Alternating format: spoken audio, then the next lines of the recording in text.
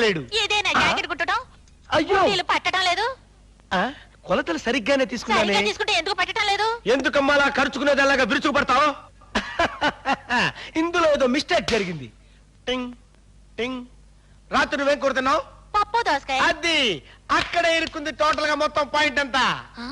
పప్పు దోసకాయ కూరకి నా జాకెట్ గుండెలు పట్టపోవడానికి ఏమిటి సంబంధం? ఉంది.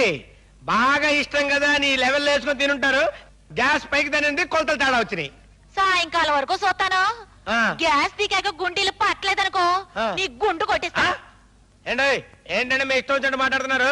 గుండు కొట్టించుకోవడానికి మాకు అవతల పెద్ద తిరుపుతుంది, తప్పితే చిన్న తిరుపుతుంది. ఇంట్లో బంగాళదుంపలు ఉన్నాయా? ఉన్నాయి. అయ్యంటే మీకు ఇష్టమేనా? బాగా ఇష్టం.